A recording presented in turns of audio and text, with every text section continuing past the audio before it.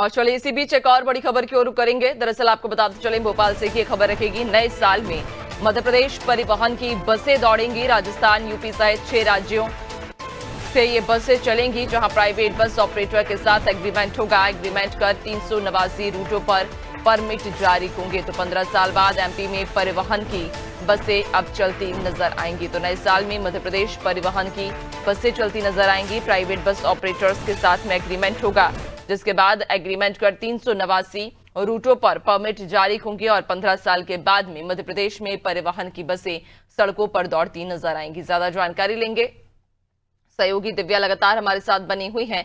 दिव्या, 15 साल के बाद में मध्य प्रदेश में एक बार फिर से परिवहन की जो बसें हैं वो सड़कों पर दौड़ती नजर आएंगी। नैन्सी, नए साल में लोगों को एक ये बहुत बड़ी सौगात मिलने वाली है सरकार की ओर से। और 2010 से जो जो राज्य परिवहन निगम बंद पड़ा था, ठप पड़ा था, जिसके कारण अंतर्राज्यीय बसें बिल्कुल बंद हो चुकी थी और निजी ऑपरेटर ही इसको संचालित करते थे।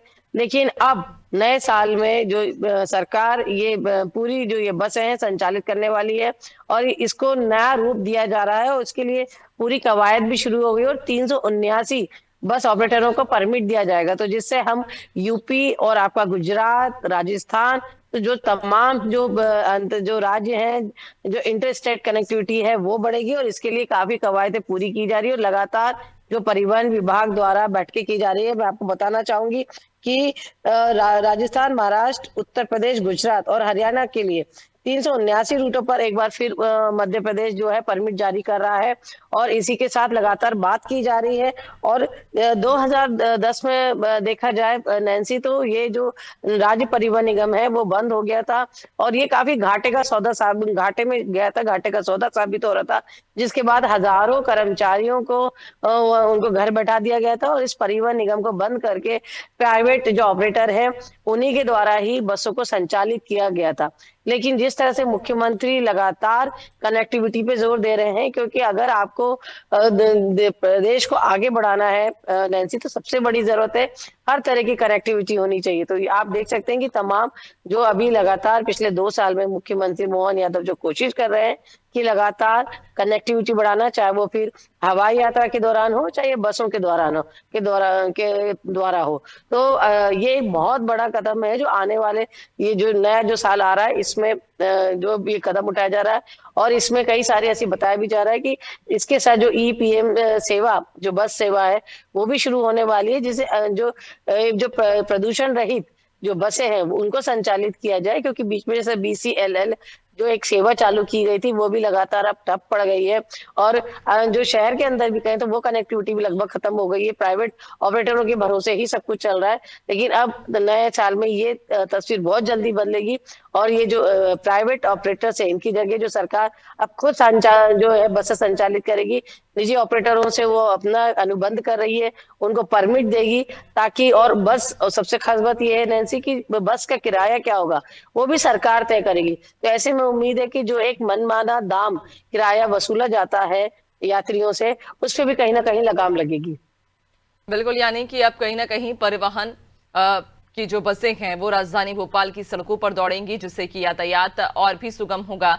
विशेष तौर पर जो अंतरराज्यीय यातायात होता है उसमें लोगों को अक्सर परेशानी होती है, क्योंकि एकमात्र विकल्प होता है उनके पास, या तो वे ट्रेन के माध्यम से जा सकते हैं या फिर बसों के माध्यम से जा सकते हैं। लेकिन ट्रेन में जिस तरह से हम स्थिति देख रहे हैं कि जब भी त्योहारी सीजन आता है उस समय किस तरह से भीड़ बढ़ जाती है, तो लोगों को परेशानी हो जाती है। अंतरराज्यीय या अंतर जिले में ही वो जो है ट्रैवल करना उन्हें बहुत मुश्किल हो जाता है। लेकिन परिवहन की बसें जब सड़कों पर दौड़ेंगी, ये शुरू होंगी, तो यातायात और सुगम होगा। लेकिन ये भी आप बताइएगा, चूंकि कहा जा रहा है कि लगभग 15 सालों के बाद में ये बसें दौड़ने वाली हैं, तो इसको लेकर क्या कोई तैयारी की गई है? किस तरह से क्या इनका कोई रूट रखा गया है कि किस रूट पर लगभग कितनी बसें चलेंगी, या किस जो रूट सबसे ज्यादा व्यस्तम हो वहां के लिए कौन सी बसें कितनी संख्या में निर्धारित की गई हैं? देखिए, जो नैन्सी लगातार परिवहन विभाग द्वारा इसको लेके बैठकें की जा रही है और खुद मुख्यमंत्री इस पूरे मामले, पूरे इस अभियान, इस योजना की समीक्षा कर रहे हैं। और जैसा कि मैंने बताया कि राजस्थान, यूपी और हरियाणा, दिल्ली, जो तमाम जो राज्य हैं जो मध्य प्रदेश से कहीं ना कहीं जुड़ते हैं, जैसे महाराष्ट्र है, राजस्थान, उत्तराखंड, हरियाणा, तो ऐसे जितने भी राज्य है लंबी दूरी की नैन्सी, जहाँ पहले बसें चलती थी, जहाँ से राज्य परिवहन अपनी बसें चलाता था, लेकिन उसे बंद कर दिया गया। अब जो ये विभाग है एक बार फिर कोशिश कर रहा है इसे चलाने की, और 2026 में ये माना जा रहा है कि ये जो परिवहन है ये फिर से संचालित होने लगेगा, नियमित रूप से बसें संचालित होने लगेगी। जैसे कि जो आंकड़ा बताया जा रहा है कि 379 बसों को संचालित किया जाएगा रूटों पर, माफ कीजिएगा, 379 रूटों पर परमिट जारी होंगे। तो देख सकते हैं कि एक लंबा मतलब एक बड़ी संख्या है जिन पे इन बसों को संचालित करने का निर्णय लिया जा रहा है।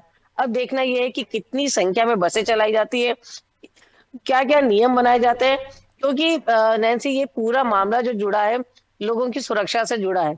और आप तमाम खबरें ऐसी देखते हैं कि लगातार बसों की में जो हादसे होते हैं, उनमें लोगों की बहुत जान जाती है। कभी जो लोग अपना जो बस ऑपरेटर है, अपना फ़ायदा उठाने के लिए नियमों को ताक पे रखकर जिस तरह से बसों को संचालित करते हैं, इससे कई बार बसों में आग लगती है, भिड़ंत होती है। तो ऐसी तमाम बड़े हादसे, जो दर्दनाक हादसे हैं, वो सामने आते हैं। अब सरकार द्वारा कोशिश यही है कि ऐसे हादसों पे रोक लगाई जाए, और जो अनियमितताओं के तहत जो बसें चलाई जाती हैं, जो एक ढर्रे पे चलाई जा रही है, उनको रोक के जो एक है प्रॉपर तरीके से एक सिस्टम बनाया जाए, और इसी की कोशिश लगातार की जा रही है। और अभी पहले उसमें देखा जाए तो 379 चरण में जो रूट है, जो अलग-अलग स्टेट से हमारे जो कनेक्ट होते हैं मध्य प्रदेश से, इनके लिए बसों को परमिट दिया जा रहा है। अब ये देखना होगा कि आने वाले दिन में कैसे और कितना और कितने रूटों को जोड़ा जाता है, क्योंकि अगर ट्रेन की जैसे आपने बात की कि ट्रेन में रिजर्वेशन पाना या सफर करना भी आसान नहीं है।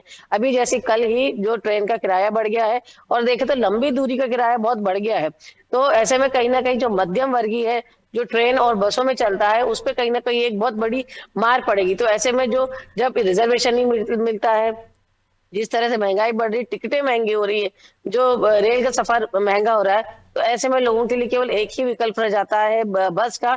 और ऐसे में सरकार द्वारा जो ये निर्णय लिया जा रहा है, ये बेहद सराहनीय है, क्योंकि अब निजी ऑपरेटरों की मनमानी नहीं चलेगी, बस जो सरकार है उसका खुद सीधे हस्तक्षेप रहेगा। तो कहीं न कहीं यात्रियों के लिए और जनता के लिए ये बहुत फ़ायदेमंद सिद्ध होगा। बिल्कुल वाकई, और चूंकि आम जन के लिए काफी फायदेमंद सिद्ध होगा, चूंकि यातायात एक ऐसी समस्या है जिससे लोग हर बार हर त्योहार पर जूझते हैं। लेकिन अब ऐसे में ये उम्मीद जताई जा सकती है कि जब परिवहन की बसें शुरू होंगी तो यातायात काफी हद तक उनके लिए सुगम हो जाएगा। बहुत शुक्रिया आपका, बनी रखिएगा और भी आगे आपसे अपडेट्स लेंगे।